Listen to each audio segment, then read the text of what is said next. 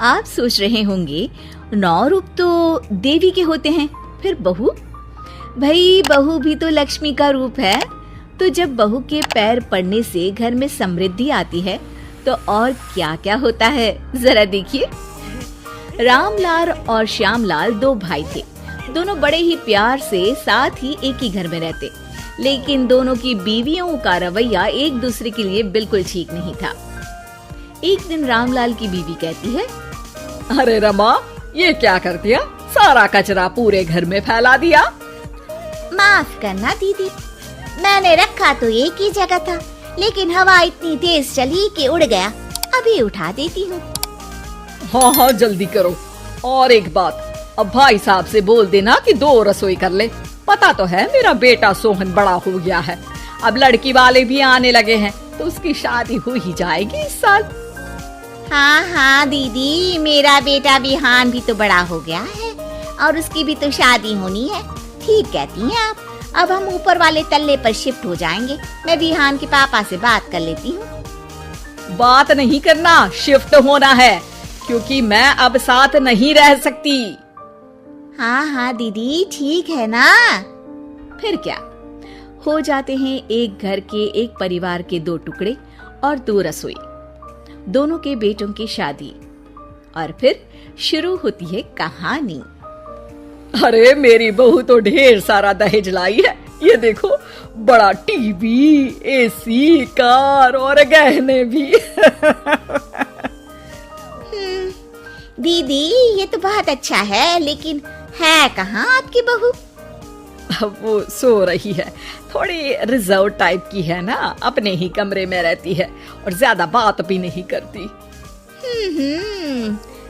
तभी रमा की बहू की आवाज आती है, माँ कहाँ है आप? जल्दी आइए, नाश्ता ठंडा हो रहा है और मुझे भी भूख लग रही है। आ रही हूँ बेटा, रुक। दीदी चलूं क्या? ये लड़की मेरे साथ ही बैठकर खाती है, वैसे भी भूख लगाई है। ये बोलकर वो चली जाती है। तभी श्यामा की बहू बाहर आती है और बाहर की ओर जाने लगती है। अरे बहू, कहीं जा रही हो क्या? क्या है माँ जी, बिना बात के ठोका मत करो। जा रही हूँ मैं। वैसे भी मेरे पापा ने कार घर में रखने को तो नहीं दी है ना। अरे नहीं नहीं बेटा, बिल्कुल बिल्कुल, घूमो घूमो। मैं तो कहती हूँ मुझे भी साथ लेकर जाया करो, साथ ही घुमा करेंगे।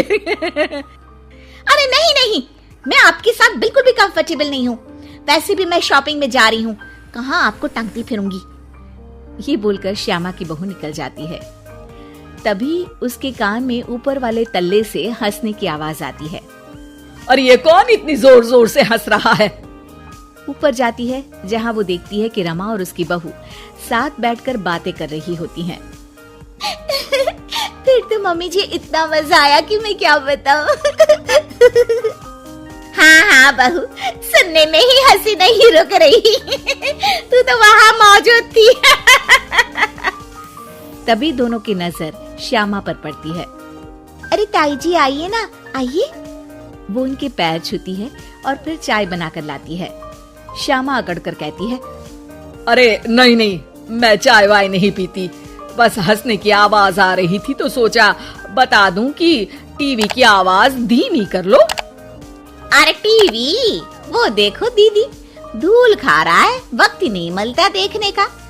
बहू के साथ वक्त कैसे बीत जाता है, इसकी बातें और किस्से कहानी किसी सीरियल से कम नहीं होते। श्यामा को खुशहाल रमा को देखकर जलन होती है। हाँ हाँ, मैं तो तंग आ जाती हूँ इतनी सारी बातें करके, मुझे तो सुकून पसंद है। ये कहकर श्यामा चली जाती है। अगले दिन रमा अपनी बहू के साथ घर से जा रही होती है कि तभी दरवाजे में श्यामा उन्हें टोकती है। अरे कहाँ जा रही हो दोनों? अरे देखिए ना दीदी, इसे शॉपिंग करने जाना था। मैंने कहा अकेली चली जा, तो कहने लगी मम्मी जी आप घर में अकेले बोर हो जाओगे ना, आप भी चलो हमारे साथ। अरे अब इस उम्र में तू कहाँ घूमेगी?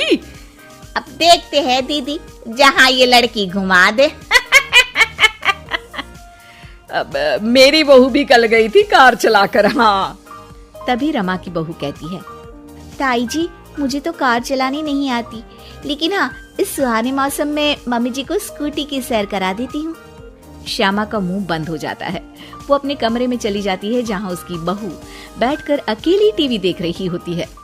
बहू, तू भी कुछ बातें किया करना, मैं अकेले अकेले बोर हो जाती हूँ।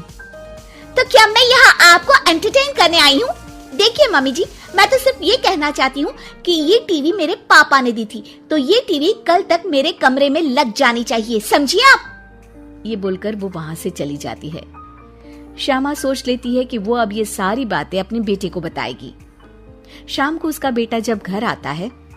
अरे देख बेटा, तेरी बीवी सारा दिन अपने कमरे में रहती है, न बात करती है न चित। मैं बूढ़ी सारा दिन भूत की तरह अकेली घूमती रहती हूँ घर में। अरे माँ, मैं क्या बोलूं? मैंने कई बार उसे बोला कि सबके साथ उठा बैठा करो, हंसा बोला करो और मिलकर रहो, लेकिन वो कहती है कि उसका मन ही नहीं करता। अरे क्यों मन नहीं करता है? ऐसा क्या हो गया? माँ, तुझे याद है उसके पिता ने कार देने से मना कर दिया था। कहा था कि उनके पास पैसे नहीं है, साथ ही तेरे सामने हाथ भी जोड़ा था। लेकिन कैसे तूने उसके पिता के साथ बुरा व्यवहार किया था। उन्हें कहा था कि पैसे नहीं है तो किसी भिखारी से शादी कर दो अपनी बेटी की। हाँ बेटा, तभी तो आज दरवाजे पर इतनी लंबी कार खड़ी है। बस माँ, तो अब तू उस कार से ही बात कर और उससे मन लगा, क्योंकि पिता के आंखों का आंसू आपकी बहू के दिल तक उतर चुका है और आपकी इज्जत उसकी नजर में। अब श्यामा को समझ आता है कि कुछ निर्जीव चीजों से घर भरने से अच्छा है कि सजीव चीजों से जिंदगी भरी जाए।